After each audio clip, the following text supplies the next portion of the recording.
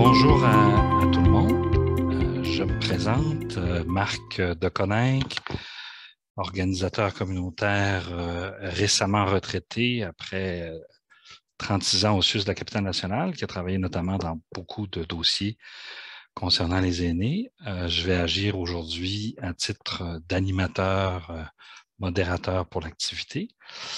Avant de vous présenter nos panélistes et vous parler un petit peu plus du déroulement, je vais donner la parole à Judith Gagnon, qui est la présidente de l'Association québécoise des retraités Région de Québec, de la QTR. Madame Gagnon. Oui, merci, M. Deconinck. Alors, au nom de l'Association québécoise de la défense des droits des personnes retraitées et pré-retraitées, je vous remercie de venir aujourd'hui parler des promesses, des mesures que vous allez prendre pour les personnes aînées. Vous savez, c'est important, on suit l'actualité politique et c'est aussi important de voir l'avenir avec le vieillissement de la population. Qu'est-ce qu'on fait pour les aînés? Comment on va amener aussi la population à mieux les comprendre puis à travailler pour leur développement, puis aussi leur participation sociale. Alors, on a une équipe, on a formé une équipe pour trouver les questions, on s'est ajusté, puis on est très heureux de vous avoir. Alors, je remets la parole à M. Deconinck. Merci beaucoup, Mme Gagnon. Mme Gagnon aussi qui va vous adresser la parole pour un petit mot de la fin tout à l'heure. Alors, sans plus attendre, avant d'aller plus loin, je vous présente nos 4 panélistes qui ont accepté de se prêter à l'exercice, un exercice qu'ils font souvent ces temps-ci et qu'ils vont continuer de faire dans les prochains jours et les prochaines semaines. Mais avant de vous les présenter un par un, je tiens d'abord à les remercier pour leur participation, un agenda quand même assez serré, des semaines qui doivent être assez intenses. Mais je pense qu'on oublie trop souvent aussi de les remercier pour leur engagement politique. Quelle que soit la formation, il faut saluer des hommes et des femmes qui décident de s'engager dans le service public, qui décident de se mettre à risque, de se mettre en avant, de débattre, de participer à un processus de prise de décision qui est des fois très difficile dans l'administration des affaires de l'État. Et je pense qu'on ne salue pas assez l'engagement de nos politiciennes et de nos politiciens. Alors, merci à vous 4 de vous prêter à cet exercice-là. Et merci pour votre engagement futur. Alors, dans un premier temps, Jean-Yves Duclos, du Parti libéral du Québec, du Canada, pardon, Parti libéral du Canada, dans le comté de Québec, d'où mon lapsus, également président du Conseil du Trésor, Monsieur Pierre-Paul Huss, du Parti conservateur du Canada, qui est lui-même député dans le comté de Charlebourg-Haute-Saint-Charles, Madame Julie Vignola du Bloc québécois, qui est députée dans le comté de Beauport-Limoilou, et Monsieur Tommy Bureau du nouveau Parti démocratique du Canada, qui en ce moment n'est pas député, mais qui se présente dans le comté de Québec, comté qui est actuellement occupé par Monsieur Duclos. Alors, on vous salue tous les deux, on vous souhaite bonne chance. Cela dit, aujourd'hui, l'activité ne concerne pas tellement l'élection dans chacun des comtés. On a demandé à un représentant de chacun des 4 plus grands partis de venir s'entretenir avec nous sur les questions plus particulières qui concernent les aînés. Il y a énormément de sujets d'intérêt en campagne électorale. Mais il est important, à certains moments, de porter un regard particulier sur des réalités qui sont particulières. Et dans le cadre donc de sa mission, la QDR trouvait important qu'il y ait un moment pour permettre à des personnes aînées qui auront à faire un choix politique bientôt, un choix électoral, d'entendre des représentants des 4 partis. Madame Gagnon vous l'a dit, il y a un petit comité qui s'est penché sur l'activité, qui a retenu 5 thèmes qui vont être traités plus particulièrement jusqu'à 15h30. Donc, le thème, dans un premier temps, de la pauvreté, ensuite le thème de la retraite et le cas échéant même du retour au travail des retraités, le thème de la santé, Le thème des proches aidants, qui bien sûr est proche de celui de la santé, mais qui mérite quand même une attention particulière. Et un thème plus général de qualité de vie qui est divisé en deux sous-thèmes, celui du logement et celui du transport. Bien sûr, tous ces thèmes-là sont interreliés et nos panélistes pourront, le cas échéant, faire des liens entre chacun de ces thèmes-là. Encore une fois, la QDR, sa mission, la défense collective, la protection et la promotion des droits des personnes aînées, retraitées et pré-retraitées. Donc, pour chacun de ces thèmes-là, ce qu'on veut, bien sûr, c'est attirer l'attention un petit peu plus sur la question de la réalité des aînés.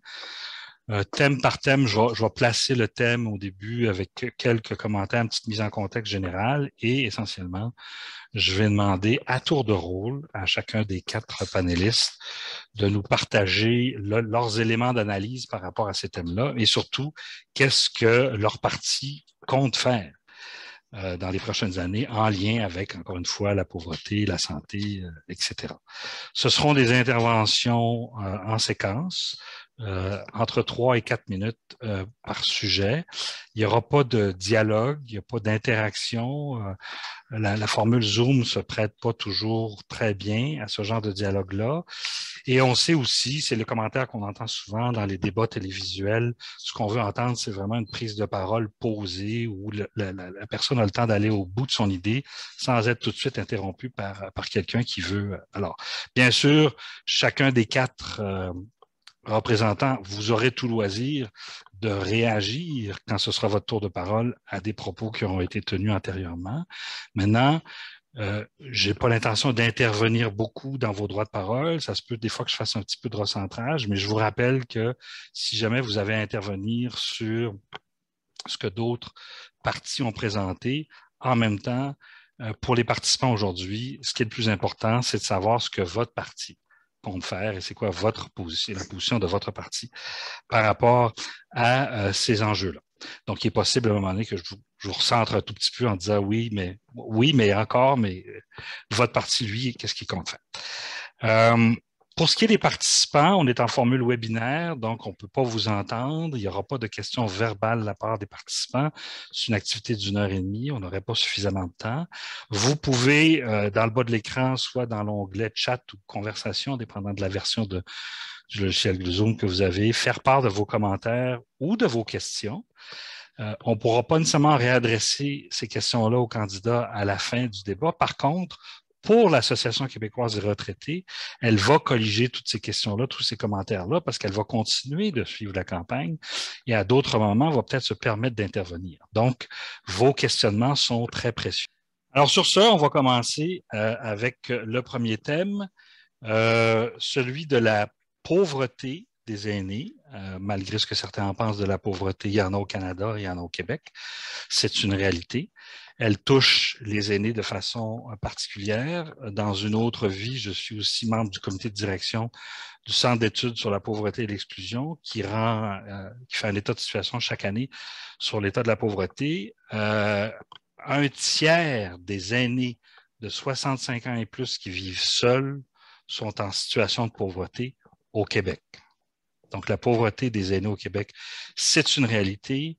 Vivre en situation de pauvreté, ça veut dire être obligé de faire des sacrifices par rapport à ses besoins essentiels. Ça a des impacts énormes sur toute la question de l'estime de soi, sur l'augmentation de l'anxiété. On sait, puis probablement que vous allez l'aborder aussi dans les discussions qu'on va avoir, la pandémie a contribué même à exacerber et augmenter l'effet des inégalités. On insiste beaucoup sur l'importance de la participation des aînés, la participation citoyenne des aînés pour quelqu'un qui est en situation de pauvreté, c'est beaucoup plus difficile. Donc, il y a des enjeux très concrets. La question de l'admissibilité à 65 ans, est-ce qu'elle va être reportée à plus tard pour les pensions, la question de la hausse des pensions pour les aînés, la question de la hausse du supplément de revenu garanti. Tous ces enjeux-là sont très proches de la réalité des aînés.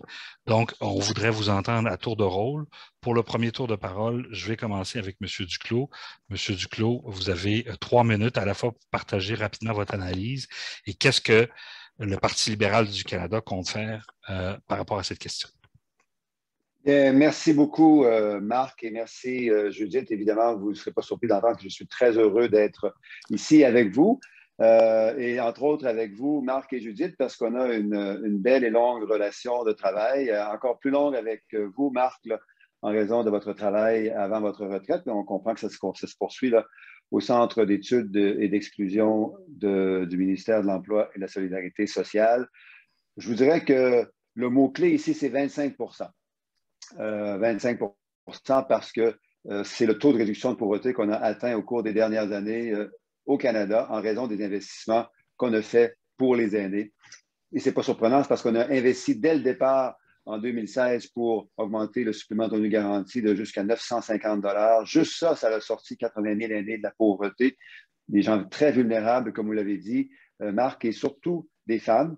Ils se retrouvent, comme on le sait, en situation de plus grande vulnérabilité pour toutes sortes de raisons. On a augmenté considérablement le régime de pension du Canada et la Régie des rentes du Québec, 25 de moins de vulnérabilité financière en raison des améliorations qu'on a apportées à ces deux régimes. On a annulé la politique de l'ancien gouvernement qui aurait été de priver complètement de toute aide les aînés de 65 et 66 ans. Parce qu'on a enlevé cette politique pour les 65 et 66 ans, on a évité à 100 000 aînés, non pas de se retrouver en pauvreté, on a évité qu'ils se retrouvent dans la misère, parce qu'avec 0 $ d'aide fédérale lorsqu'on a 65 et 66 ans, surtout lorsqu'on a certains handicaps ou certains défis à travailler, on ne peut pas joindre les deux bouts. On a mis en place une stratégie nationale du logement, on a mis en place un régime de perception de livraison automatique du supplément de revenu garanti à chaque mois, parce que c'est maintenant automatique. Il y a 18 000 aînés au Canada qui reçoivent automatiquement, parce qu'ils atteignent l'âge de 65 ans, leur supplément de revenu garanti. Mais on va évidemment plus loin parce qu'il y a encore beaucoup à faire. Je dirais qu'on a focalisé sur deux catégories d'aînés qui en arrachent encore davantage que les autres, les 75 ans et plus, en raison du fait que lorsqu'ils vieillissent, ils ont plus de besoins, moins d'épargne, moins de capacité d'aller chercher des revenus, se retrouvent souvent dans des résidences pour les aînés avec des coûts plus importants pour les soins dont ils ont besoin, des médicaments qui coûtent plus cher. Donc, cette catégorie d'aînés de 75 ans et plus va recevoir 10 % d'augmentation de leur sécurité de la vieillesse à partir de 2022, de juillet 2022. Ils ont déjà reçu il y a quelques temps, il y a quelques semaines, une augmentation ponctuelle de 500 $ de leur sécurité de la vieillesse. Il y a une autre catégorie d'aînés qui en arrache aussi beaucoup. Ce sont ceux qui reçoivent le supplément de revenu garanti à partir de 65 ans. Pour cela, M. Trudeau est venu à Québec il y a à peine 2 semaines pour annoncer que nous allons augmenter pour ces aînés de 65 ans et plus de 500 $ leur supplément s'ils sont seuls et de 750 $ s'ils sont en couple. Mais il faut faire évidemment davantage, et je sais qu'on va y revenir pour les enjeux de santé physique, de santé communautaire, de santé environnementale, parce que la qualité de vie des gens dépend de l'environnement dans lequel ils vivent et ils grandissent. Donc, beaucoup d'autres investissements en logement, en transport, en verdissement dans la communauté qu'on va faire et qu'on va continuer de faire pour protéger nos aînés et faire en sorte qu'ils vivent dans la sécurité et dans la dignité. Merci, M. Duclos. En fait, on ne s'était même pas entendu sur les consignes. Là. Vous avez bien respecté votre temps. Je vais vous faire le signe de la main là, quelques secondes avant les autres. Puis, ne vous inquiétez pas, je vous couperai pas de façon brutale le cas échéant, mais ça se peut qu'à un moment donné, je vous demande de conclure. Mais M. Duclos, ça en est tenu à 3 minutes et demie, là, ce qui est très bien dans les circonstances. Et c'est toujours plus difficile pour la première personne. J'ai oublié de dire, bien sûr, que pour chaque thème, on va changer l'ordre. Pour ce premier thème-là, j'ai donné la parole dans un premier temps à M. Duclos parce que c'est le gouvernement en place en ce moment. Ça va être ensuite M. Paulus, ensuite Mme Vignola et ensuite M. Bureau. Alors, M. Paulus, la parole est à vous. Vous avez environ 3 minutes et demie. Merci, M. Deconinck, et merci, Mme Gagnon, pour l'invitation. Donc, comme vous le savez, je suis député en place à Charlesbourg depuis 2015, donc depuis 6 ans. Et depuis ces 6 ans-là, j'ai eu plusieurs rencontres justement avec la QDR pour voir les problématiques qui touchent les personnes âgées, en plus d'avoir mes propres rencontres avec plusieurs personnes aînées de la circonscription. Et les problèmes sont récurrents. Le problème est toujours une question de finances personnelles pour la plupart d'entre eux qui vivent sur le seuil de la pauvreté, malheureusement. Là-dessus, on est en campagne électorale et je ne veux pas faire de surenchère. Nous, de l'autre côté, du côté conservateur, ce qu'on ne veut pas, c'est de faire de la surenchère en servant des aînés comme un levier électoral. On ne veut pas dire, ah, ben écoutez, là, comme malheureusement, on a vu avec les libéraux qui sont arrivés le jour du déclenchement des élections, un chèque de 500 $ au sein des 15 ans et plus. Puis plusieurs personnes m'ont interpellé, des gens qui, heureusement, sont en moyen, qui ont des fonds de pension, qui ont de l'argent, me disent pourquoi moi je reçois un chèque de 500 $. Ça aurait dû être attribué aux gens dans le vrai besoin. Donc, ça, c'est des mesures électorales pour nous et on ne veut pas jouer dans ce film-là. Chez nous, on veut vraiment cibler le besoin au bon endroit et éviter de faire de la surenchère sur le dos des personnes âgées. Là-dessus, on a des visions qui sont différentes. Pour nous, le problème, c'est qu'on manque toujours d'argent parce que le coût de la vie augmente. Et ça, c'est l'inflation. Actuellement, on a vu dernièrement, l'inflation approche le 4 % au Canada. C'est énorme. Donc, à chaque fois qu'on fait l'épicerie, si on met de l'essence, les coûts de la vie augmentent. Et c'est pour ça qu'il y a un manque à gagner et que les personnes âgées arrivent à un moment donné et disent « j'arrive plus ». Et c'est normal parce que les matières de vie de tous les jours augmentent. Et ça, c'est des cause à effet, c'est créé aussi par des décisions du gouvernement en place. Je dois faire de la politique parce qu'on est là pour ça. Les mesures qui ont été mises en place, par exemple, dans la dernière année et demie pour la COVID, ont aidé d'un côté, mais ont nuit en créant de la pénurie de main-d'œuvre parce que de l'argent donné à des gens qui finalement auraient pu travailler grâce à la maison, surenchère. Donc, à un moment donné, il y a une inflation qui a été créée par les mesures budgétaires. Et ça, là-dessus, les économistes qui le disent, et M. Duclos est économiste, devrait le savoir, qu'à un moment donné, quand on crée l'inflation, on crée des dépenses plus chères, dans le fond, pour les gens. Et là, les gens vont se retourner, ils vont demander plus d'argent, c'est normal. Et là, c'est une spirale qui finit plus. Donc, à un moment donné, nous, ce qu'on fait de notre côté, c'est qu'on veut bloquer l'inflation, ralentir l'inflation pour cesser l'augmentation du coût de la vie. Également, il y a des mesures qu'on a mises en place, par exemple, pour le mois de décembre. C'est le temps des fêtes, le mois de décembre, les cadeaux qui sont faits, on va enlever la TPS pour le mois de décembre pour permettre aux gens de pouvoir avoir 7 % de moins de dépenses, dans le fond, sur les cadeaux. Bon, autres frais, les frais de téléphonie, aujourd'hui, on a annoncé, les frais de téléphonie cellulaire. Tout le monde, la plupart des gens, maintenant, même les personnes aînées, ont un téléphone cellulaire. Ça coûte cher, ça coûte excessivement cher au Canada comparé à d'autres pays. Donc, les conservateurs, on va s'attaquer à ça. Donc, vous voyez, c'est un exemple. En baissant un coût de téléphone cellulaire, c'est un besoin de moins à la fin du mois. Donc, il y a des moyens de travailler pour baisser les coûts. Également, la santé mentale, c'est un enjeu important. On va y revenir plus tard. Mais les enjeux de santé mentale ont un impact direct aussi sur le coût de la vie. Et ça, on va adresser cette situation-là dans les prochains débats. Merci. Merci beaucoup, M. Paulus. Madame Vignola. Bonjour. Écoutez, on a une foule de propositions à faire, toutes basées sur les discussions que nous avons eues, tant avec la QDR qu'avec la FADOC, les autres associations de retraités et d'aînés.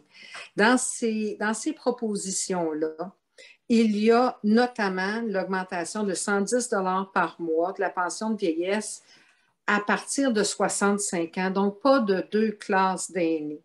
On propose aussi que le revenu qui est admissible avant de voir le supplément de revenu garanti être coupé, qu'il passe de 5 000 à 6 000 $. Ça ne fait pas une énorme différence pour le gouvernement, mais ce 1 000 $ par année-là fait une différence gigantesque pour nos aînés. Parce que la vieillesse qui s'accompagne d'une grande baisse de revenus, puis il est important que ces revenus-là atteignent au moins le minimum, parce qu'actuellement, le seuil de pauvreté est à 21 000 $ et la pension de vieillesse SRG atteint 18 000 $. Donc, les personnes âgées vivent sous le seuil de pauvreté avec des frais. Dès 65 ans, ce n'est pas vrai qu'ils ont moins de frais qu'à 75. Il y a des personnes très malades dès 65 ans.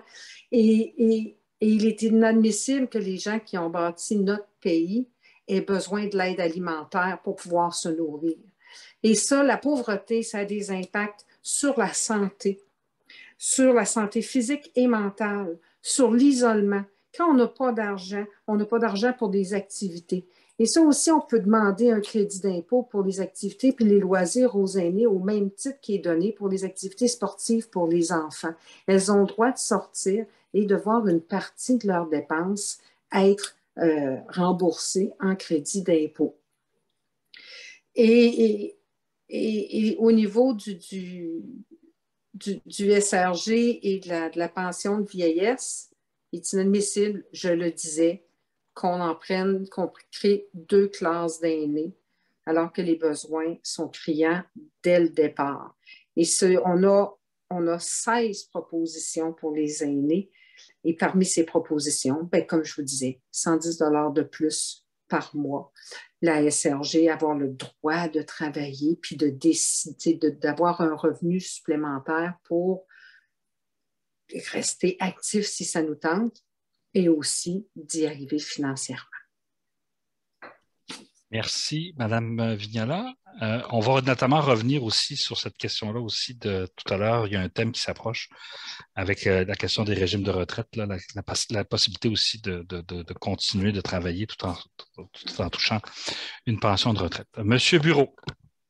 Je trouve ça intéressant. Bonjour. Je ne suis pas élu moi-même, mais j'ai eu l'occasion de travailler beaucoup avec les retraités dans le cadre de mon travail à l'Association des retraités de l'éducation et des autres services publics du Québec pendant plusieurs années. Donc, c'est un sujet qui me touche et qui me préoccupe depuis longtemps. Merci aussi d'ailleurs de nous recevoir pour pouvoir en parler. Moi, j'ai trouvé ça intéressant de voir le tableau que M. Duclos a peint de son bilan. Évidemment, un tableau qui me semble très positif et réjouissant. Par contre, comme ça a été mentionné par Mme Vignola, on a encore beaucoup d'aînés au Québec qui vivent avec 18 000 $ par année, ce qui est absolument inacceptable. Et moins. Bon, alors, pour nous, c'est un non-sens, en fait, mais c'est parce que le gouvernement, évidemment, a établi si on veut, un barème là, pour ce qui est de définir la pauvreté avec le projet de loi, avec la loi C-87, qui était de prendre la mesure du panier de consommation. Mais évidemment, il y a toutes sortes d'autres experts qui nous ont dit que ce n'est pas une bonne mesure parce qu'on sait très bien qu'on se base sur le panier de consommation. La seconde où on a une dépense qui n'est pas prévue, on se retrouve à ne pas être capable de défrayer les frais. Puis au Canada, on sait que c'est un problème même en santé de plus en plus. Les Canadiennes et les Canadiens doivent mettre la main dans leur poche pour payer des soins de santé de base. Donc, moi, je refuse d'observer un recul de la pauvreté. En fait, si on se base sur d'autres indices, on se rend compte que la pauvreté, en fait, chez nos aînés est grandissante. Donc, ça dépend toujours quel indicateur on utilise. Nous, du côté du NPD, en fait, justement, pour renverser la vapeur, on veut mettre en place une stratégie pan-canadienne pour les aînés. Cette stratégie-là va avoir 3 priorités: la santé, réduire l'isolement, mais justement aussi lutter contre la pauvreté. Donc, ce qu'on va faire, en fait, c'est qu'on va bonifier la pension de la vieillesse. Pour nous, c'est important de l'augmenter et aussi de la maintenir à 65 ans. N'oublions pas que les conservateurs aimeraient bien repousser l'âge où on va pouvoir encaisser ces fonds-là à 67 ans.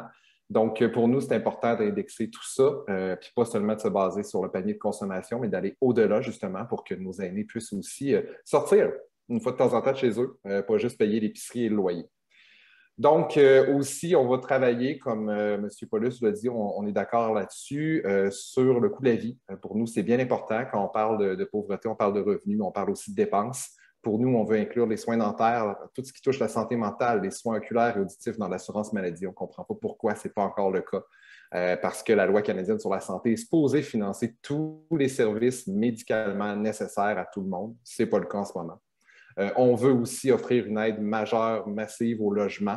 Donc, on a de l'aide directe qu'on veut bonifier jusqu'à 5 000 $ par année pour les personnes qui ont de la difficulté à payer leur loyer. Puis on sait qu'en ce moment, c'est de plus en plus compliqué pour les personnes jeunes comme aînées de payer le logement ici au Canada, puis particulièrement dans ma circonscription à Québec.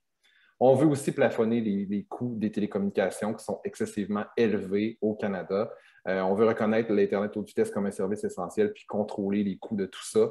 On va même créer une société d'État là, pour faire tout ça. Donc, c'est vraiment une priorité pour nous, effectivement, de travailler à la fois sur les revenus de nos personnes aînées et leurs dépenses pour permettre à tout le monde de vieillir dans la dignité. Merci, M. Bureau. Merci à vous quatre pour ce premier thème. Le thème suivant, 2 sujets qui se côtoient, à la fois les régimes de retraite, mais aussi la volonté de beaucoup d'aînés de retourner au travail. Vous savez que selon des statistiques qu'a mis à jour notamment la QDR, dans les 10 dernières années, le nombre de travailleurs de 55 ans et plus a augmenté de 64 %. On est en période de pénurie de main-d'œuvre.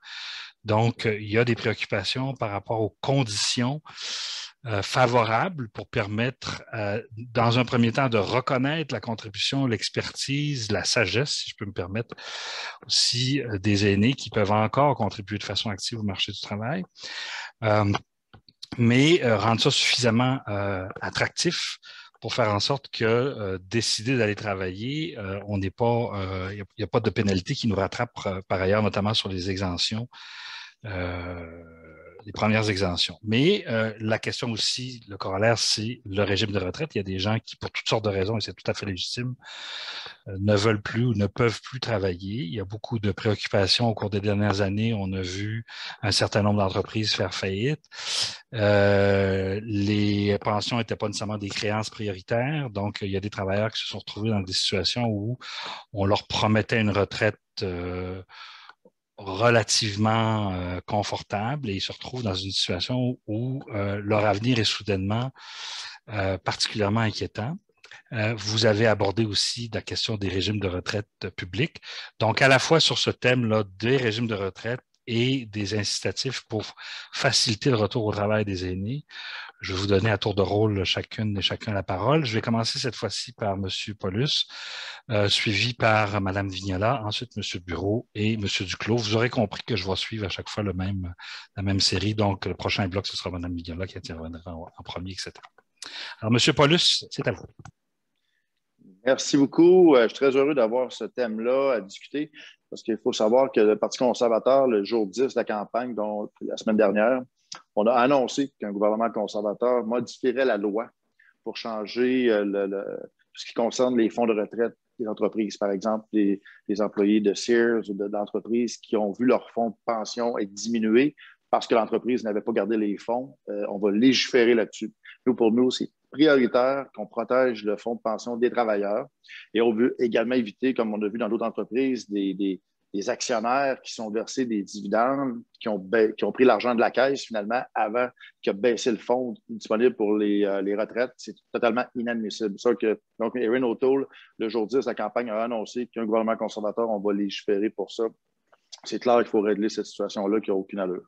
Également, au niveau des incitatifs pour le retour au travail, on a annoncé qu'on va augmenter ce qu'on appelle l'allocation canadienne pour les travailleurs. Là, il faut savoir que lorsqu'on gagne personne en haut de 65 ans qui travaille, qui va gagner jusqu'à 14 000 dans l'année, actuellement a 1 400 $ qui est donné en allocation fédérale. On va doubler à 2 800 cette allocation-là, ce qui va équivaloir environ à donner $1 de l'heure de plus. Donc, quelqu'un travaille à 14-15 $ de l'heure, on va avoir $1 qui est payé par le fédéral.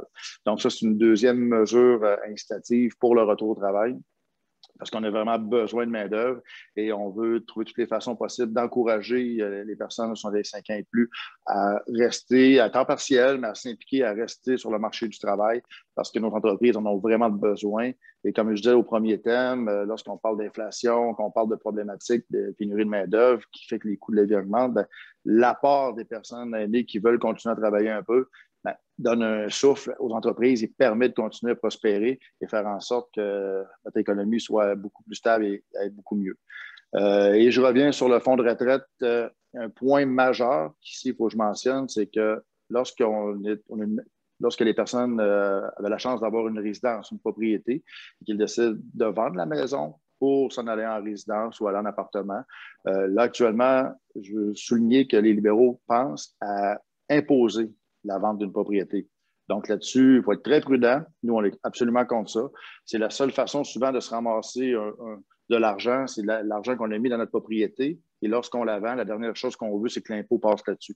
Donc là-dessus, le Parti conservateur est totalement contre imposer la vente d'une propriété. Merci. Merci. Madame Vignola? Oui, merci. Écoutez, je suis contente d'entendre M. Paulus parler des créanciers qui sont prioritaires parce que c'est le projet de loi C-253 que Marilyn Gill a déposé pour que les fonds de pension soient protégés en cas de faillite puis qu'on arrête d'avoir des histoires d'horreur de gens qui sont à quelques mois, parfois même à quelques semaines de leur retraite et qui se ramassent sans plus aucun fonds de pension. Marilyn a déposé à la dernière session ce projet de loi-là qui était rendu à l'étape du comité et les élections ont été déclenchées, donc tout est à recommencer. Et c'est important pour nous parce que, justement, c'est inadmissible d'avoir donné sa vie à une compagnie, puis de voir cette compagnie-là refuser donc de considérer ses propres travailleurs, ceux sur qui elle a bâti sa fiabilité et ses années payées pour sa mauvaise gestion à elle. Donc, et il y a aussi au niveau des régimes de pension, il y a eu un projet de loi pour que les régimes de pension à prestations déterminées, donc on reçoit un montant fixe chaque mois, soient changés en régime de pension à prestations cibles. C'est-à-dire que selon l'état de l'économie, ça peut augmenter ou diminuer. Nous, on s'oppose complètement à ça. Puis si un autre projet de loi tel que celui qui avait été déposé par les libéraux auparavant est déposé en ce sens, on va s'y opposer totalement. Les crédits d'impôt pour la prolongation de carrière qui sont donnés au Québec, et ce, dès l'âge de 65 ans, on suggère fortement au gouvernement du Canada d'appliquer ce même crédit d'impôt-là, ce qui donne un coup de pouce supplémentaire, parce qu'il ne faut pas oublier que les personnes âgées qui vont travailler sont coupées de partout. Elles ont moins de possibilités de crédit d'impôt. Les REER, etc., c'est plus difficile, voire impossible d'en avoir après 65 ans. Et si elles gagnent trop, elles sont coupées sur le SRG si elles en ont ou encore carrément sur la pension. Donc, on demande des révisions à ces niveaux-là. Et un gouvernement minoritaire permet justement une meilleure discussion, une collaboration entre tous les partis pour arriver à un consensus. Merci, Mme Vignola. Monsieur Bureau.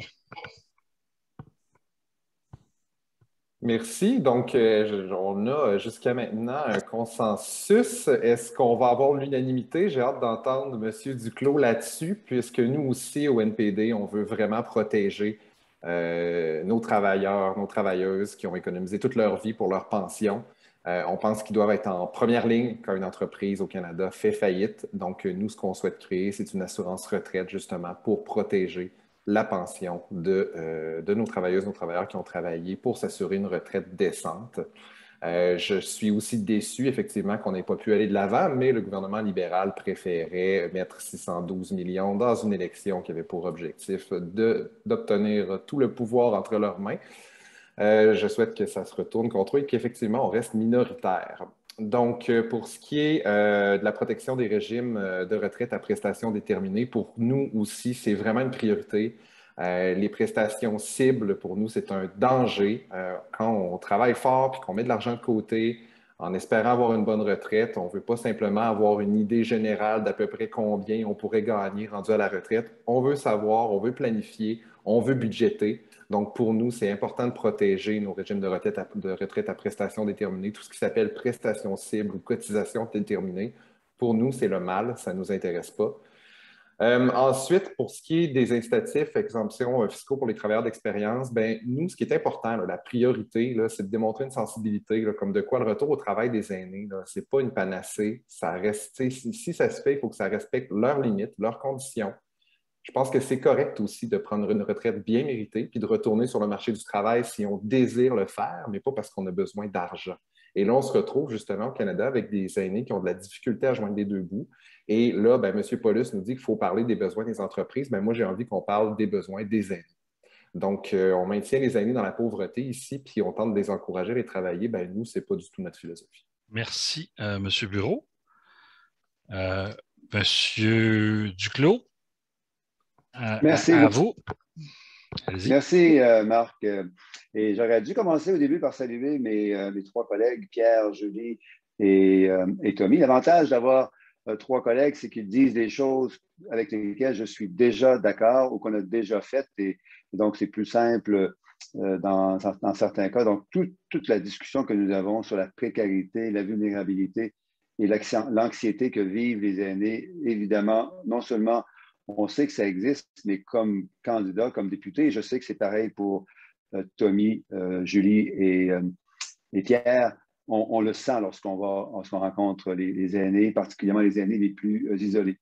À votre question, Marc, je vais me limiter à 4 choses qui sont en fait correspondent à la façon dont on discute généralement des fonds de retraite, de l'aide pour les aînés.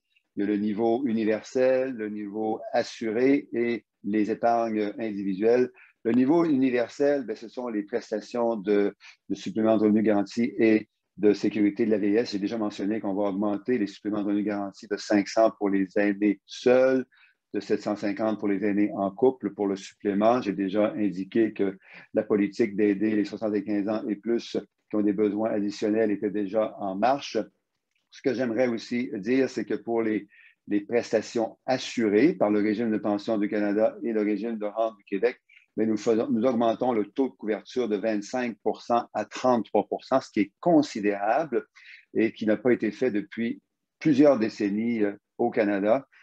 J'ajouterais deux précisions toutefois sur ces prestations, un peu pour corriger et préciser ce qui a été dit. La première chose, c'est qu'il n'a pas du tout été question, sauf M. O'Toole qui semble s'empêtrer un peu dans ses commentaires des fois, pas de question du tout de taxer la vente de résidence au Canada. On sait que c'est une source d'épargne importante pour les aînés.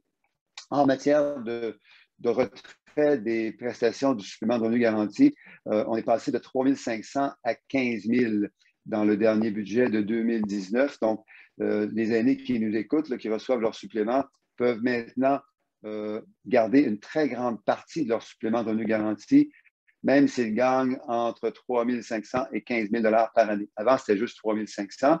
On a monté ça à 15 000 et ce qui fait en sorte que un aîné qui travaille à temps partiel, qui va chercher 15 000 de revenus de travail, peut garder 6 000 de plus maintenant qu'il pouvait le faire avant le budget de 2019.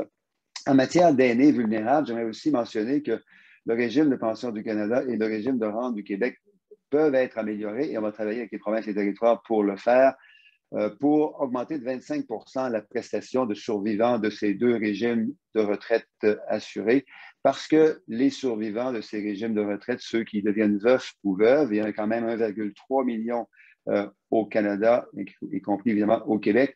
Donc, ces gens-là se retrouvent souvent avec peu de moyens et beaucoup de besoins à combler. Donc, c'est un engagement que l'on prend pour cette campagne. Et je terminerai donc avec un crédit d'impôt pour prolongation de carrière qui a énormément d'avantages, qui donnerait pour les 65 ans et plus qui sont en mesure et qui le veulent prolonger leur carrière un peu plus longtemps, entre autres pour aider à traiter de la pénurie de main-d'œuvre que nous avons présentement, qui est un problème structurel qui va être avec nous pour les 15 prochaines années, minimalement au Québec. En conclusion, M. Duclos, donc, pénurie de main-d'œuvre, aide aux aînés, participation sociale, des travails, c'est l'objectif du crédit d'impôt pour la prolongation de carrière. Merci beaucoup. Prochain thème, vaste programme, comme l'a déjà dit un ancien président français, la santé. La santé, bon an, mal an, quand on sonde la population canadienne ou la population québécoise, quels sont les sujets qui sont les plus importants pour vous?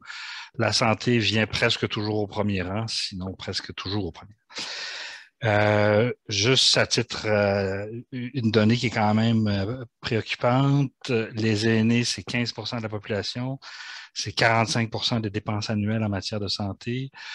C'est des chiffres de 2011, là, mais ça reste les ordres de grandeur restent les mêmes.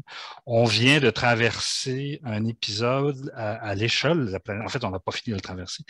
À l'échelle de la planète où, plus que jamais, la santé est revenue à l'avant-scène et où la question des personnes dites plus vulnérables, notamment les aînés, est particulièrement sensible. Je fais bien sûr référence à la pandémie. Ça a soulevé tous les enjeux aussi associés à le fait de demeurer à domicile. Et dans quelles conditions on demeure à domicile. Il est important de rappeler que le Québec est encore une des provinces, un des endroits au Canada où on investit le moins en soutien à domicile. Le Canada est le seul pays qui offre des soins de santé universels sans régime d'assurance médicaments universel. En matière de prévention, on intervient relativement peu. Donc, les enjeux sont significatifs. Il a beaucoup été question dans les dernières semaines, bien sûr, de tout l'enjeu de l'augmentation des transferts canadiens en santé, de programmes publics d'assurance médicaments. Donc, sur la question de la santé, qui est un enjeu majeur, la parole est à vous. 3 minutes et demie. Je commence par Mme Vignola. Et voilà.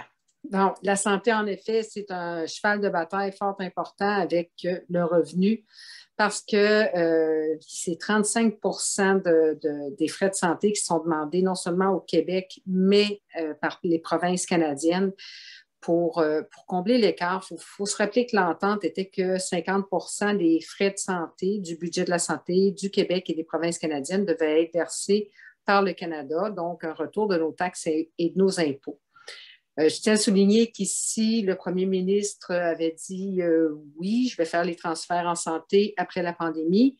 Et il y avait eu aussi une motion unanime pour dire qu'il n'y aurait pas d'élection tant qu'on est en pandémie. Donc, il y a des élections maintenant. Est-ce qu'on pourrait avoir nos transferts de 35 en santé? Ceci dit, blagues à part, 35 c'est quand même loin de l'entente, mais c'est un bon pas de plus parce qu'on est actuellement aux alentours de 22-23 et ça fait 30 ans qu'il y a des coupures au niveau des transferts fédéraux en santé. Et on parle de transferts pérennes, non pas sporadiques. Les transferts sporadiques sont inclus dans la Constitution en guise de support au Québec et aux provinces canadiennes. Ce que ça veut dire, c'est qu'à ce moment-là, le Québec a davantage de moyens, coupe moins et peut justement aller chercher ce qu'on s'attend de lui d'aller chercher, c'est-à-dire des services en résidence privée, donc chez soi, à la maison. Et ça va avec les aidants naturels aussi. L'assurance médicaments universelle est un sujet qui nous importe également, tant et si longtemps qu'il y a un droit de retrait compensatoire pour le Québec ou pour toute province canadienne qui voudrait s'occuper de cette assurance qui rentre dans leurs compétences. Soutien aux provinces, transfert, qu'on puisse enfin remettre à niveau notre système de santé, nos CHSLD, etc. Parce que 30 ans de coupure, pensez-y, 30 ans où vous devez couper dans vos revenus, que vous voyez vos revenus être coupés, ça vient avec des conséquences dramatiques et la santé est la base. Si on investit bien, autant au niveau du revenu qu'au niveau de la santé, en bout de ligne, nos personnes âgées vont vivre mieux, en meilleure santé, plus longtemps. Et voilà. Merci, Mme Vignola. Monsieur Bureau.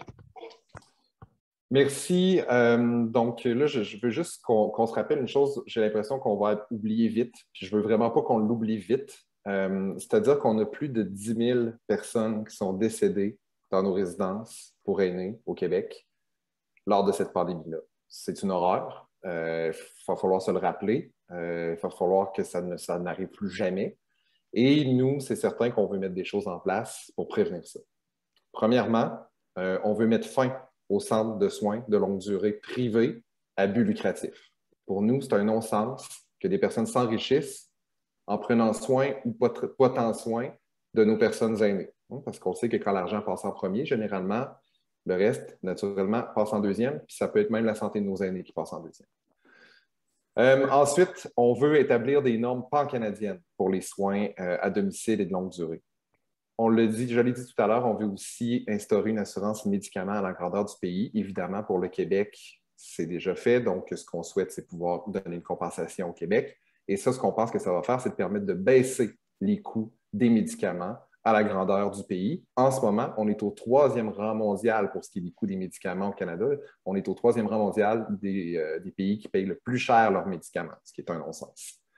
On veut inclure aussi les soins dentaires, les soins de santé mentale, les soins oculaires et auditifs dans l'assurance maladie. Ça n'a pas de bon sens que quand on a besoin, parce qu'on a un problème au pancréas, bien là, ça soit couvert, mais que si on a un problème aux dents, on a un problème de santé mentale, on a de la difficulté à voir, là, il faut sortir de l'argent de notre poche. Pour nous, il faudrait respecter l'esprit de la loi canadienne sur la santé, puis financer tous les services médicalement nécessaires.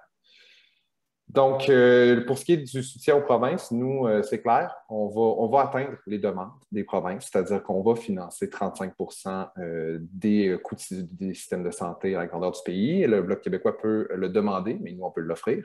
Donc, ça va nous faire vraiment plaisir de le faire parce qu'on pense que c'est la base, comme ça a été dit, c'est la priorité généralement des Canadiennes et des Canadiens. Pour ce qui est de la pandémie aussi, nous, ce qu'on veut favoriser, c'est la production nationale de vaccins. On veut créer une société d'État qui va être chargée de la production des vaccins ici pour qu'on ne soit plus jamais en queue de peloton pour ce qui est de la réception puis de la production de vaccins. Puis, on veut aussi protéger par la loi l'indépendance de la santé publique. Ça, c'est bien important. Il y a certains partis ici qui pourraient être intéressés à privatiser notre système de santé. On l'a vu dans le débat des chefs que c'était difficile d'avoir des réponses claires là-dessus de la part de certains des partis bien en vue. Donc, pour nous, c'est vraiment important que notre système de santé reste public et que tout le monde puisse y avoir accès. Merci, M. Bureau. M. Duclos. Merci, Marc, à nouveau. Bien, écoutez, je vais commencer par ne pas dire, mais par appuyer ce que vient de dire Tommy. C'est-à-dire que dans ma circonscription, certainement, je savais parce que j'avais vu de mes yeux avant la pandémie, mais on a vécu durant la pandémie des conditions de traitement de nos aînés qui étaient terribles. J'en connais plusieurs qui ne sont pas passés au travers. J'en connais plusieurs qui ont eu beaucoup de difficultés à passer au travers. Alors, bien que la compétence, évidemment, soit du gouvernement des provinces, la responsabilité est partagée. Il faut que le gouvernement canadien assume lui aussi ses responsabilités. Et on l'a vu comment il l'a fait durant la pandémie. On n'a pas attendu la fin de la pandémie pour agir. Rapidement, 30 milliards de dollars en transfert, surtout en matière de santé, ont été accordés aux provinces et aux territoires. Des transferts en nature aussi, quand on pense aux interventions en CHSLD, la fourniture d'équipements de protection individuelle, de tests, incluant les tests rapides, les vaccins universels. On est au Canada, le pays parmi tous les pays du G20 qui a la plus grande couverture vaccinale. Et ça, c'est parce que le gouvernement canadien a fait sa job pour aller chercher les vaccins rapidement et en grand nombre, et que les Québécois et les autres Canadiens ont aussi fait leur job, se sont fait vacciner pour qu'on puisse passer à travers de cette pandémie.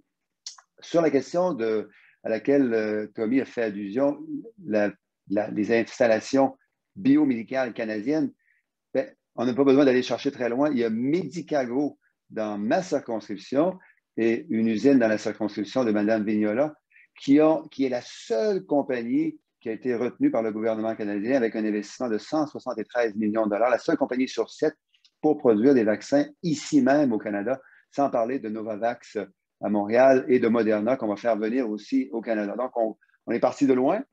Tommy a raison en matière de fourniture biomédicale, mais on est rendu déjà très loin et on va aller beaucoup plus loin. Évidemment, tous ces investissements en santé vont devoir tirer avantage des enseignements qu'on a vus durant la pandémie, donc la santé mentale, les soins de santé virtuels, les soins à domicile, les investissements dans les CHSLD, des médecins pour tous et pour toutes.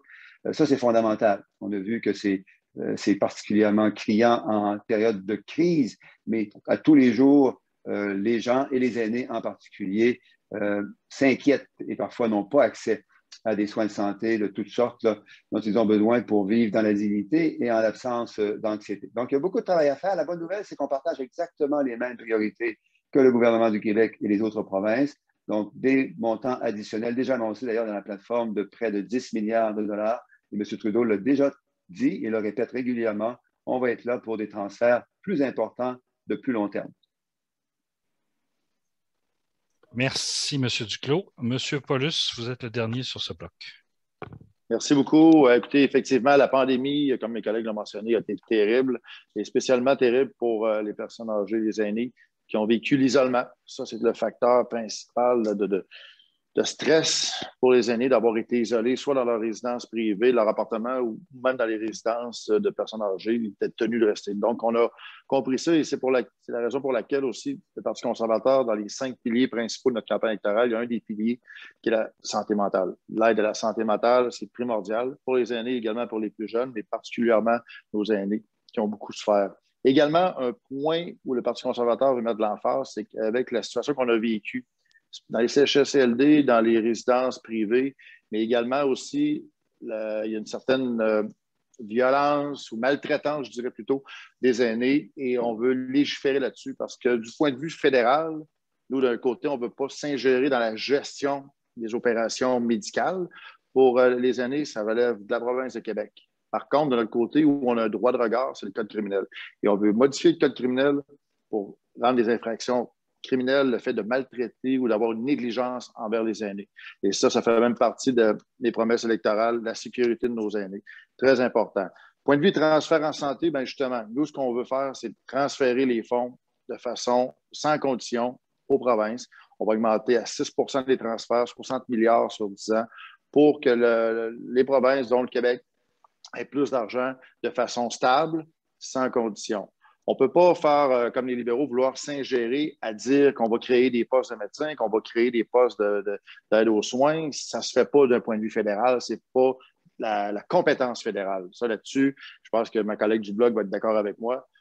On doit donner l'aide maximale financière aux provinces avec les capacités financières qu'on a et surtout s'assurer que ça se fasse. D'autre côté, comme je vous dis, le code criminel là-dessus, au moins, si on peut interférer, s'occuper d'avoir des peines pour les gens qui maltraitent ou qui donnent de mauvais traitements à nos aînés, ce serait déjà aussi un premier pas dans le but d'avoir une société qui est plus équitable. Merci. Merci beaucoup. Puis j'en profite pour saluer le fait que depuis le début, je salue les échanges avec beaucoup de respect et légitime que vous vous envoyez quelques petits commentaires, mais c'est fait en tout respect et je vous salue là-dessus. Un thème qui est très proche, c'est celui de la santé, celui des proches aidants. Je vais vous donner un petit peu moins de temps parce que l'heure avance, mais c'est quand même une réalité qui est à prendre, qui n'est pas suffisamment pris en compte. La pandémie, vous êtes plusieurs, vous l'avez évoqué tous les quatre là, dans le dernier segment. La pandémie nous a marqué de façon significative. La pandémie a mis aussi en évidence tout l'enjeu associé à l'isolement des aînés et tous les enjeux aussi associés à vieillir dans la dignité. Bien sûr, ça passe par une meilleure offre de services, mais nous sommes aussi des êtres de société et on veut rester en contact avec nos proches. Nos proches jouent un rôle important, mais jouent un rôle important dans la mesure où on est capable de les soutenir. On a fait un pas énorme au Canada et au Québec dans le soutien aux familles, notamment pour permettre aux femmes de retourner sur le marché du travail. On n'a pas encore fait ce pas-là par rapport à la reconnaissance de la contribution essentielle des proches aidants pour permettre à nos aînés de vivre dans la dignité. Proches aidants qui sont plus souvent qu'autrement eux-mêmes ou elles-mêmes des personnes aînés. Alors, il y a des enjeux associés au répit, il y a des enjeux associés aussi à tous les impacts sur la question des centres de jour qui permettent notamment aux proches aidants d'avoir un peu plus de temps pour eux. Il y a la question que j'ai soulevée tout à l'heure, les allocations familiales. On a fait un bond important. Est-ce qu'on peut éventuellement penser à une allocation plus généreuse qui reconnaît plus directement le rôle des proches aidants en matière aussi d'assurance à emploi, en matière de protection? Actuellement, il y a des gens qui doivent se retirer du marché du travail pendant une longue période pour prendre fin d'un proche en fin de vie. Est-ce que l'assurance emploi peut s'adapter? Donc, sur ce thème-là, donc des proches aidants, mais par contre, je vais vous demander seulement des interventions de 2 minutes. Et je vais commencer par M. Bureau. Merci. Il vient de m'arriver la chose la plus cocasse qui m'est jamais arrivée en campagne électorale. J'ai reçu un appel de M. Duclos pendant que j'étais en train de préparer ma réponse. Je ne sais pas ce qui se passe. Mais je vais donner ma réponse parce que j'ai seulement 2 minutes. En fait, pour nous, ce qui est vraiment important, puis je suis préoccupé par cette question-là beaucoup parce que moi-même, j'ai des parents qui, tranquillement pas vite, vieillissent. Et je réfléchis à chaque jour sur comment je vais pouvoir moi-même, justement, les assister si le besoin arrive. Il risque d'arriver éventuellement. Je me pose toujours la question de quoi je vais avoir besoin. Puis aussi, bien évidemment, j'ai travaillé pour une association de personnes retraitées, donc qui était très préoccupée par ça. Puis c'est quelque chose qu'on entendait souvent de nos membres. Donc, au NPD, c'est sûr qu'une des choses qu'on veut, c'est les aider un peu financièrement. Donc, on a un crédit d'impôt pour aidants naturels qu'on veut rendre remboursable pour personnes proches aidantes, évidemment. Ça, c'est important pour nous. Deuxièmement, on parle aussi beaucoup de logements, de créer des logements adaptés, en fait, qui vont offrir plus de choix aux aînés, donc qui seraient mieux adaptés, évidemment, à leurs besoins. Ça fait partie de tout notre plan de construction de 500 000 nouveaux logements sociaux abordables et adaptés. Aussi, un des éléments dont on parle peu souvent, c'est d'aider nos aînés qui vivent de l'isolement. Donc, souvent, quand on parle de proches aidants, proches aidantes, il y a un aspect relationnel aussi qui est important. Donc, de les aider, en fait, en améliorant leur accès à la technologie. On a parlé des télécommunications tantôt, pour pouvoir rester en contact avec leur famille, avec leurs proches. On veut aussi augmenter le financement aux programmes communautaires qui luttent contre l'isolement. Mais finalement, quand on parle vraiment de santé, bien, il faut vraiment soutenir nos proches aidants, nos proches aidantes qui ont besoin de soins en santé mentale souvent, qui ont besoin de répit aussi. Donc, on veut rendre la santé mentale inclue dans l'assurance maladie, qui ont besoin de répit aussi. Et ça, notre système de santé doit être absolument bien financé pour leur permettre d'aller chercher les services dont ils ont besoin dans le système de santé. Ce n'est pas du cheap labor. Ils ont besoin d'avoir de l'aide et il faut être là pour leur fournir cette aide. Merci, M. Bureau. M. Duclos. Merci à nouveau. 4 choses rapides, puis un petit commentaire à la fin. D'abord, en reconnaissant, comme vous l'avez dit, le rôle fondamental des proches aidants pour le bien-être physique et mental de tous et de toutes, mais des aînés en particulier.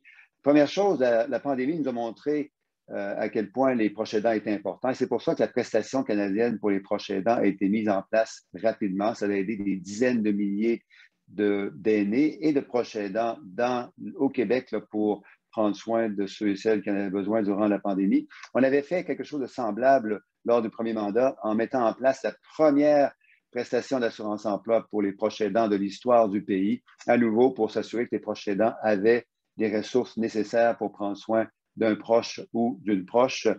J'ajouterais que dans la plateforme, il y a l'engagement de réunir des experts. J'en connais plusieurs, et vous en connaissez aussi, des experts pour nous guider sur la mise en place d'une allocation pour vieillir chez soi. Évidemment, un lien avec les soins à domicile, la capacité d'être autonome, moins d'engorgement dans les CHSLD, dans les hôpitaux, dans les services de soins de santé.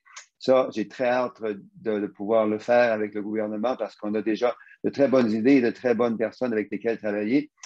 Quatrième chose, c'est le doublement du crédit d'impôt pour l'accessibilité domiciliaire qui va permettre aux gens de rester plus facilement à la maison. C'est autour de 3 000 $ maintenant que les gens pourront aller chercher pour ça. Et en terminant, vous avez fait allusion, Marc, à l'allocation canadienne pour les enfants. Les grands-parents se soucient du bien-être de leurs enfants et de leurs petits-enfants. Puis ils savent, dans la plupart des cas, qu'avec l'allocation canadienne pour enfants qu'on a mise en place, c'est 40 % de moins de pauvreté chez les enfants qu'on a maintenant par rapport à 2015. Je le dis parce qu'effectivement, il y a possibilité et certainement une volonté de regarder davantage sur la simplification et la bonification de mesures de ce type pour les aînés dans l'avenir. Merci, M. Duclos. M. Paulus. Donc, écoutez, oui, les proches aidants, c'est ça. Pour nous, ce qu'on reconnaît d'abord, c'est que le fardeau est très lourd, surtout pour les femmes. Les femmes qui, de façon disproportionnée, s'occupent d'agir comme proches aidantes pour les personnes âgées.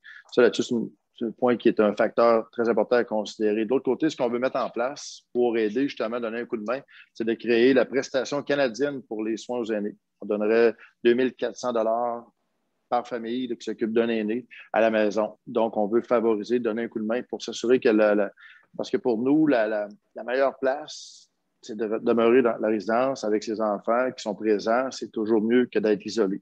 Donc, pour éviter l'isolement, ce genre de programme-là, de crédit-là, ou de montant direct donné aux familles pour donner un coup de main, ce serait une chose qui serait à prioriser, qui est annoncée par notre parti.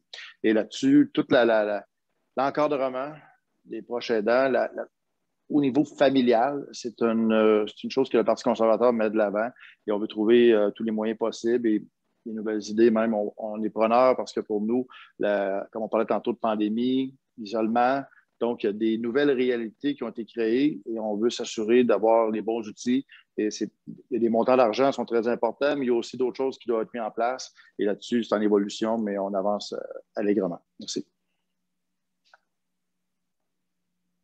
Pardon, moi aussi. Merci beaucoup, M. Paulus. Madame Vignala. Merci. Écoutez, les proches aidants sont importants, capitaux, et on l'a vu durant la pandémie. Dans les mesures de soutien qu'on propose, bien, il y a que le crédit d'impôt, comme le NPD d'ailleurs, que le crédit d'impôt pour les proches aidants devienne un crédit qui soit remboursable. Ensuite de ça, bien, dans les proches aidants, on a souvent le conjoint, la conjointe. Or, ceux qui sont à faible revenu voient leur revenu être coupé le mois suivant du décès d'un conjoint. Et ce qu'on propose, c'est qu'on laisse 3 mois de tampon au niveau du SRG pour aider le conjoint survivant. Au niveau de l'assurance emploi, 26 semaines, c'est déjà un bon début pour les proches aidants. Puis il y a aussi tout ce qui est, ça touche au logement, mais j'aimerais en parler parce qu'actuellement, il y a 10 000 de dépenses qu'on peut demander pour la rénovation d'un logement d'une personne âgée.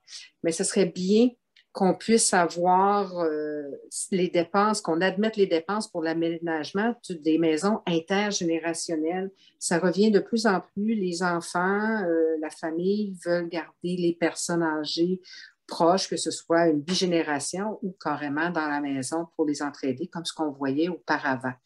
Donc, ces gens-là ont aussi besoin d'un soutien de la part du gouvernement, puis c'est une des propositions qu'on met de l'avant.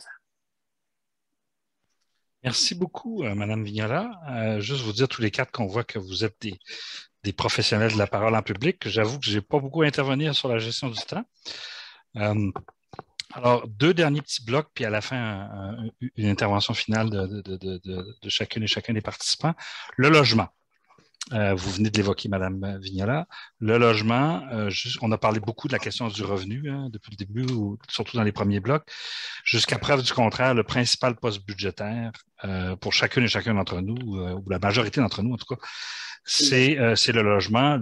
Qui dit logement dit bien sûr aussi toute la question de la stabilité résidentielle, mais le sentiment de sécurité des aînés, mais la question aussi de la qualité des logements associés à la sécurité. Sécurité ne veut pas juste dire se prévenir par rapport à des crimes. Sécurité, c'est aussi la possibilité de se déplacer de façon sécuritaire dans son logement sans accident.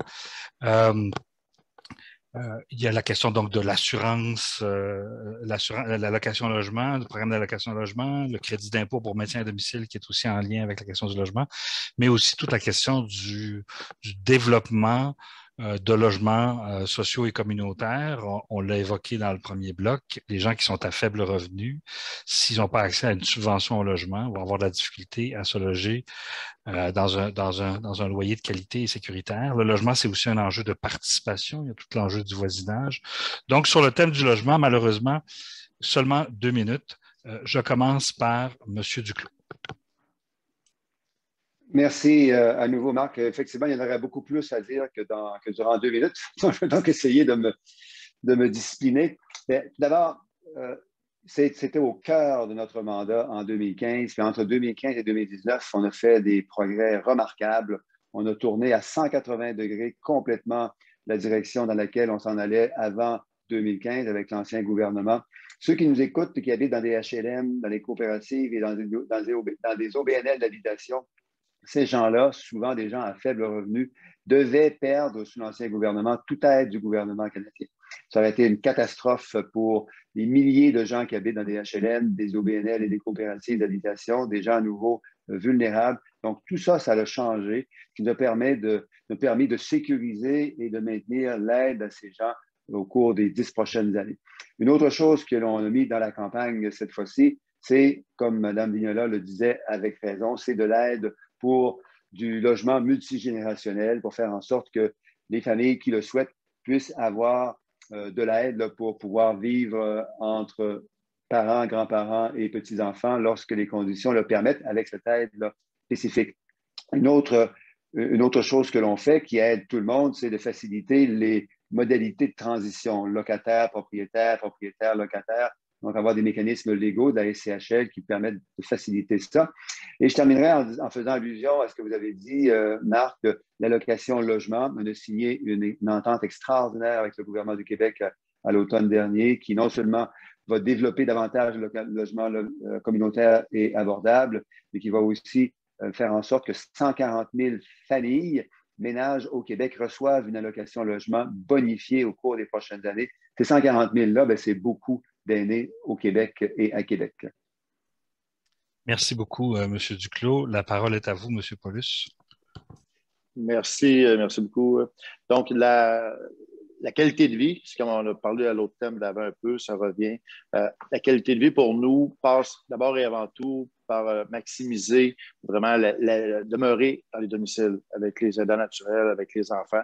Donc, c'est pour ça qu'on parlait tantôt de crédit pour l'accessibilité domiciliaire. Donc, notre programme annonce que nous passerons d'un crédit de 10 000 qui est actuellement à un crédit de 10 000 par personne. Donc, lorsque le couple, les deux parents viennent, on aura accès à 20 000 de crédit. Également, on veut que le programme de crédit d'impôt pour les frais médicaux pour les soins à domicile soit permis au domicile et non pas seulement lorsque les gens sont en foyer. De l'autre côté également, comme j'ai mentionné à l'autre thème, c'est vraiment une priorité pour nous de maximiser le maintien à domicile des aînés par toutes les façons possibles et imaginables, soit par les crédits, de rendre plus flexibles les programmes, comme j'ai mentionné pour les crédits sur les médicaments. Donc, la priorité des conservateurs, c'est ça, d'éviter le plus longtemps possible d'envoyer les aînés en CHSLD ou en résidence. Là. Donc, c'est ce qu'on favorise. Merci. Merci, M. Paulus. Madame Vignola. Nous semblons avoir un consensus sur l'importance de maintenir les personnes âgées à domicile. Et bon, je vous ai déjà parlé du crédit ou des montants admissibles pour la rénovation ou la mise en place d'une maison intergénérationnelle. Il y a aussi les frais de soins à domicile. Ça rentre dans les frais médicaux, mais vous allez voir le lien avec le logement.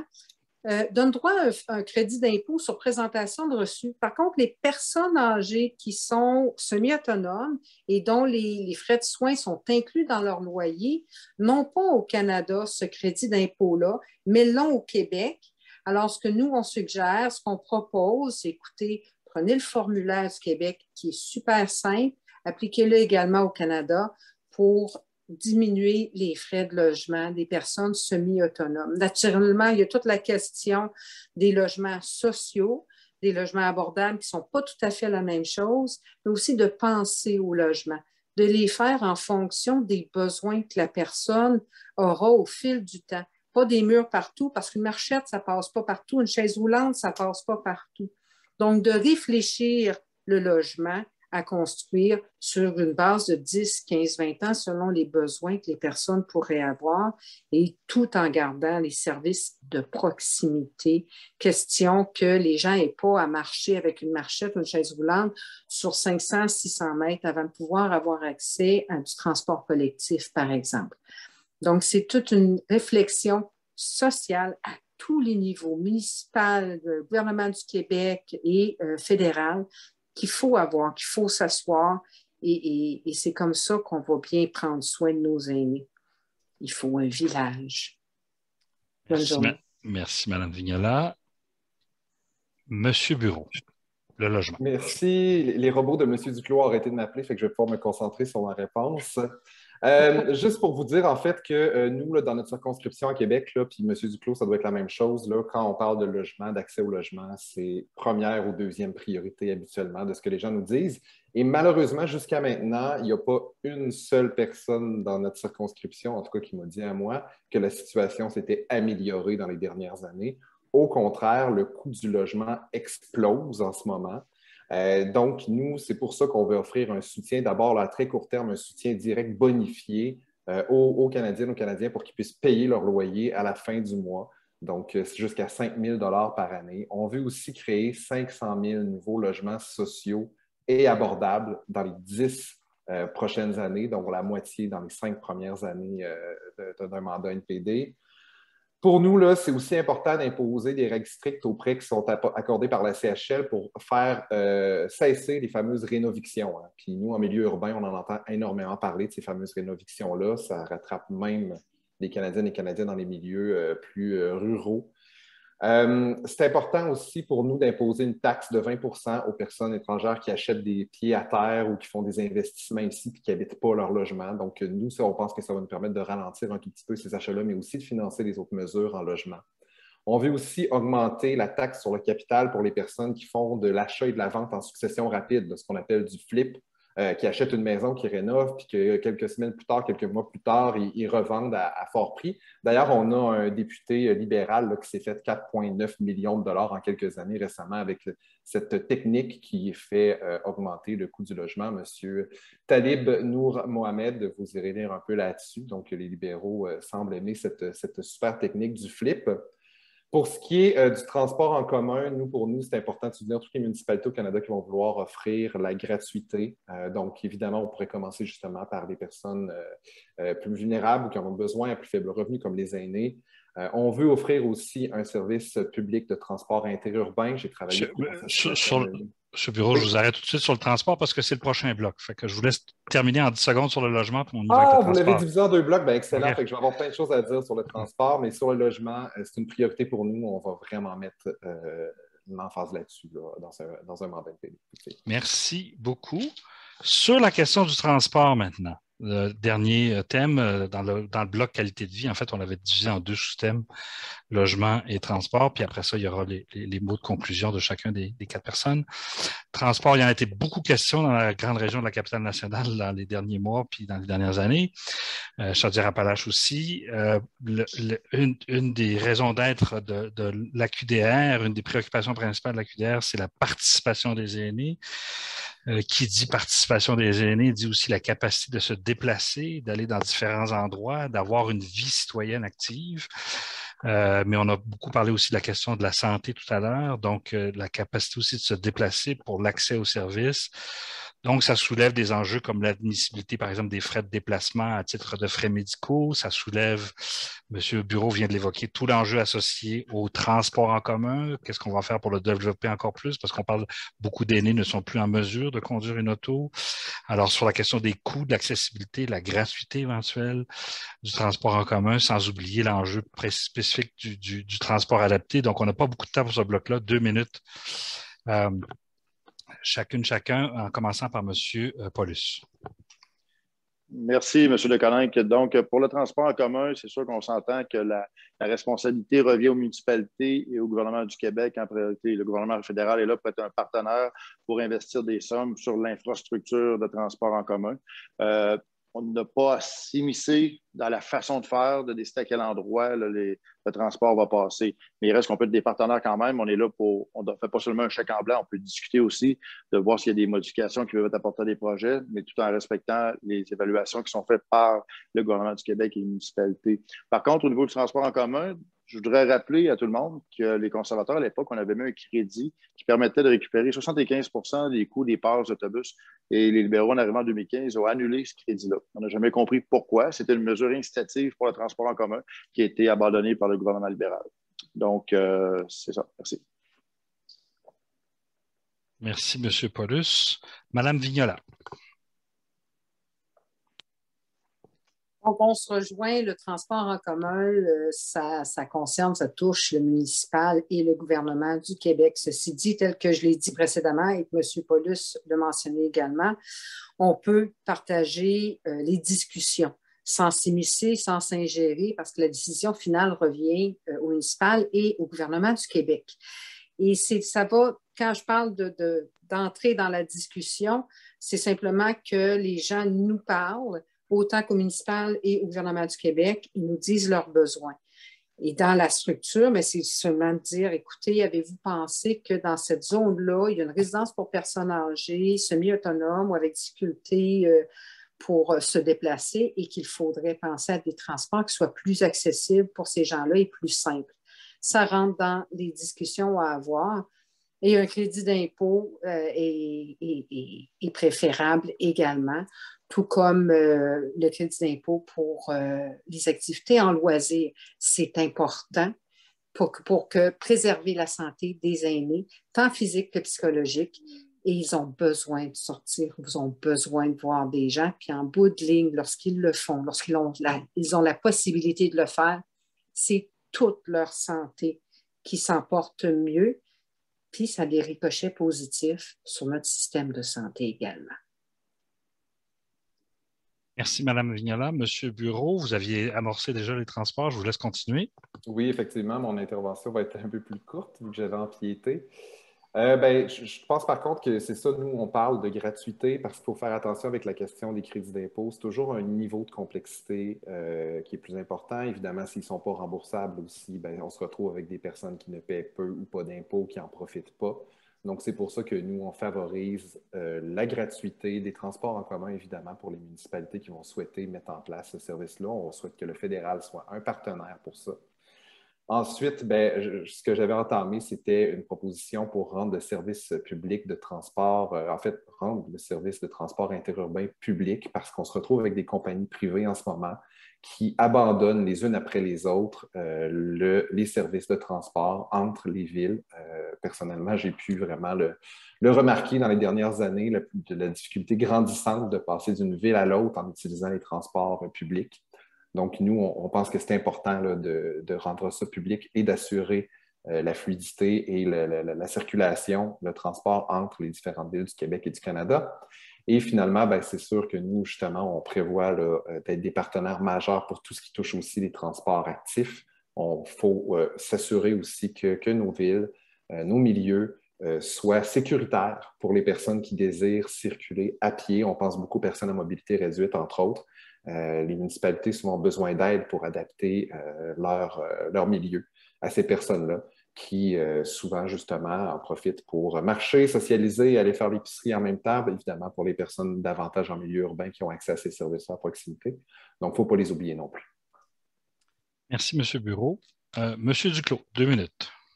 Merci. Eh bien, on a déjà dit là, que le transport, c'est important non seulement pour réduire le coût de la vie, surtout pour les gens qui n'ont pas les moyens ou même le goût là, de se déplacer en transport privé. C'est une question d'accessibilité pour les aînés, mais aussi d'abordabilité et de sécurité, parfois tout simplement de sécurité du transport. Donc ça, c'est clair que pour les aînés et pour les gens plus vulnérables de notre société, le transport collectif et actif, c'est super important.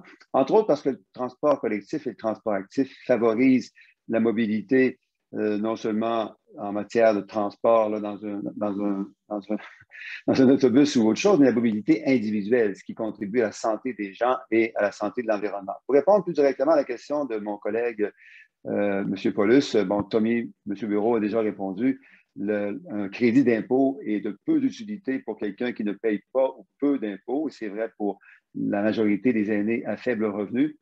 En enlevant ce crédit d'impôt, on a pu multiplier par 10 la valeur des investissements en transport collectif à travers le pays, dont évidemment le 1,2 milliard de dollars pour le régime de projet de transport structurant et structuré de tramway de la région de Québec. Ça réduit la congestion, ça réduit la pollution, ça rend plus accessible, plus abordable, plus confortable, plus fréquent et plus fiable le transport pour les aînés. J'ajouterais 2 dernières choses. On a 15 milliards de dollars additionnels qu'on veut investir en transport collectif et actif et on va travailler fort pour que la région de Québec puisse aller en chercher une bonne part, possiblement pour étendre et améliorer et prolonger le réseau de transport structurant qu'on va mettre en place dans la région de Québec au cours des prochaines années. Et dernière chose, c'est le projet de train à grande fréquence, qui est un projet extrêmement structurant d'un point de vue social, environnemental et économique, et qui servirait beaucoup aux aînés qui souhaitent se déplacer en transport interrégional de manière à la fois fiable, fréquente, sécuritaire et abordable. Merci beaucoup, M. Duclos. Dernier segment. Quand on suit l'actualité internationale, c'est important de se rappeler que nous avons la chance de vivre au Canada et au Québec dans une démocratie où il est encore possible pour chacune et chacun des citoyens de jouer un rôle actif dans le choix du gouvernement. Le 20 septembre prochain, nous avons toutes et tous un rendez-vous électoral. Certains d'entre vous allaient peut-être voter avant par anticipation, mais la date clé, c'est celle du 20 septembre. Donc, un dernier tour de parole. Et la question essentiellement, c'est pourquoi les personnes aînées qui nous écoutent devraient voter pour votre parti. Et je commence, tout en suivant la séquence depuis le début, par Mme Vignola. Je vais être un petit peu plus strict sur le 2 minutes. Donc, si vous me voyez lever la main, là, ça va être à 10 secondes de 2 minutes. Alors, je vais vous demander de conclure. Mme Vignola. Merci beaucoup. Depuis sa création, le Bloc québécois a à cœur les aînés, les intérêts du Québec et n'est pas influencé par des intérêts qui sont extérieurs. On est à l'écoute, on amène le Québec à Ottawa, on amène vos idées, vos besoins et c'est pour ça qu'on est là, pour vous. Point. Et sans centralisation excessive à Ottawa, qu'on n'accepte pas. Nous sommes les gardiens de but des compétences du Québec et de votre bien-être. Bonne journée. Merci, Madame Vignola. Monsieur Bureau. Merci. Ben, au NPD, la dignité des personnes jeunes ou âgées, c'est notre priorité. Pour nous, ça reste inconcevable qu'on ait des personnes aînées qui vivent encore aujourd'hui dans la pauvreté, encore et toujours. Donc, nous, on appelle ça un revenu minimum garanti. On veut aussi la PSV, le supplément de revenu garanti pour sortir toutes les personnes de la pauvreté. Donc, ça, pour nous, c'est vraiment une priorité. Par contre, maintenant que ça est dit, puis avec tout ce qu'on a déjà discuté aujourd'hui, un élément dont on n'a pas discuté du tout, qui est super important pour moi, puis je pense que c'est un élément qui est intergénérationnel, c'est la question de la crise écologique. C'est une priorité, ça aussi, pour nous. Tout ce dont on a discuté aujourd'hui, c'est essentiel. Par contre, ça va être difficile de s'occuper de tout ça si on a de la difficulté à avoir accès à de l'eau potable, à de l'air pur, à des ressources naturelles suffisantes. Moi, en ce moment, à Québec, on a eu une qualité d'air très compromise par les feux de forêt cet été, un accès limité à l'eau potable. En fait, on nous a demandé de réduire notre consommation d'eau potable.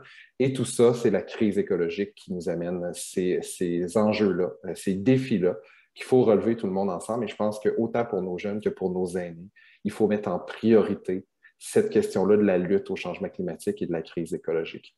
Je pense aux îlots de chaleur, je pense à toutes nos personnes aînées qui vivent en ce moment dans des milieux où ils sont exposés aux éléments, ou pour toutes sortes de raisons de santé, de vieillissement, ils sont encore plus sensibles à tous ces enjeux-là, de la qualité de notre eau, la qualité de notre air, la qualité de la nourriture qu'on consomme.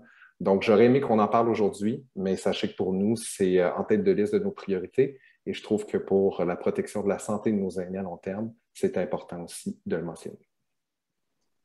Merci beaucoup, Monsieur Bureau. Monsieur Duclos, 2 minutes. Merci beaucoup. Bien, je commencerai peut-être parce que la pandémie nous a enseigné au cours des derniers mois. On sort de la plus grosse crise de santé publique depuis 1919, la plus grosse crise économique depuis 1929, et on va passer à travers de cette crise parce qu'on prend soin les uns des autres. C'est ce qu'on a fait avec les programmes là, qui ont été nombreux, rapides et efficaces qu'on a mis en place, entre autres pour protéger les aînés, les programmes qui ont assuré la protection de notre tissu économique, oui, mais aussi de notre tissu social, faire en sorte que notre société reste forte et unie. On a fait ça en mettant en place le programme de vaccination qui a eu le plus de succès à l'échelle internationale parmi tous les pays du G20.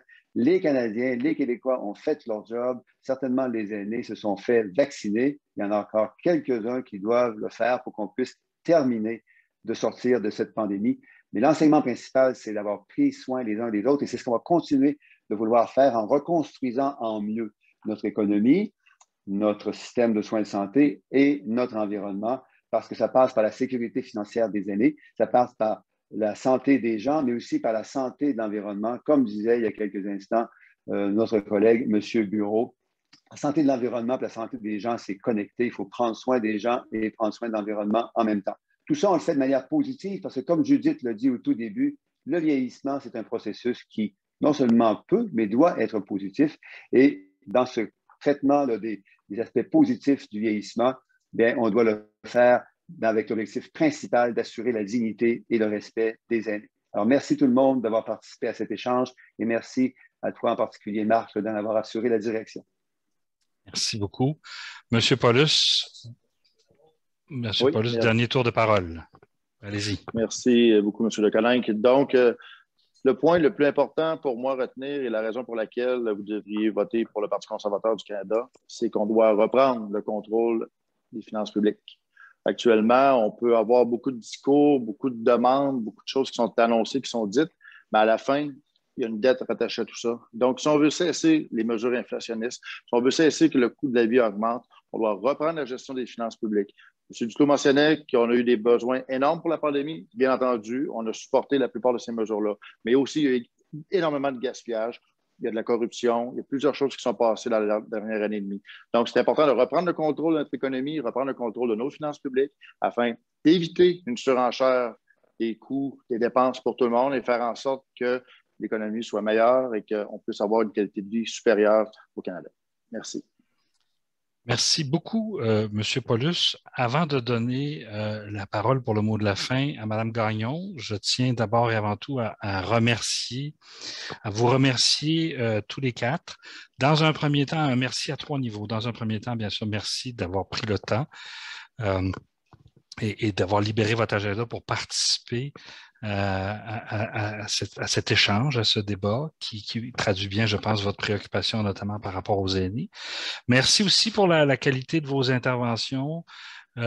Souvent, vous avez pris le temps, chacune et chacun, de bien évoquer ce que votre parti compte faire et pas simplement de réagir aux plateformes des autres partis. C'est souvent ce qui manque dans ce genre de débat-là. Donc, merci d'avoir mis l'insistance dans vos réponses sur ce qui tient à cœur de votre parti. Et encore une fois, merci pour votre engagement. Tout à l'heure, j'ai soulevé, on a la chance de vivre dans une démocratie. Une démocratie, bien sûr, ça repose d'abord et avant tout sur des citoyennes et des citoyens qui y croient, qui se mobilisent. Mais c'est possible s'il y a des gens qui sont prêts à vivre cette aventure de se mettre à nu devant les autres, de courir le risque. Et d'assumer toutes les difficultés associées à la vie publique et au service public. On ne le dira pas assez. Bravo aux hommes et aux femmes qui s'engagent comme vous. Alors, à ce niveau-là, merci. Et l'ensemble de l'équipe de la QDR aussi se joint à moi. Ce n'est pas simplement moi qui vous remercie, c'est l'ensemble de l'équipe de la QDR qui vous remercie. Je vous rappelle que cet échange a été enregistré. Il va être disponible en ligne. La QDR, même les gens qui ont participé pourront avoir le lien, recevront un courriel avec l'hyperlien. On vous encourage à le faire circuler dans vos réseaux respectifs. Et sur ce, je vous salue chacune et chacun d'entre vous qui avez participé, qui avez assisté à l'activité. Je donne le mot de la fin à la présidente, Mme Gagnon. Je ne reprendrai pas ce que M. de Coninck a dit parce qu'il l'a bien dit. Mais j'ai pris beaucoup de notes. Et puis, il y a des points qui sont ressortis, je veux vous les mentionner. Vous avez parlé de la dignité, du respect des aînés. Vous avez aussi parlé de vie active pour les personnes aînées. Réflexion sociale, l'importance de faire une réflexion sociale, surtout après la grosse pandémie qu'on a eue. Faire mieux, prendre soin, la participation sociale.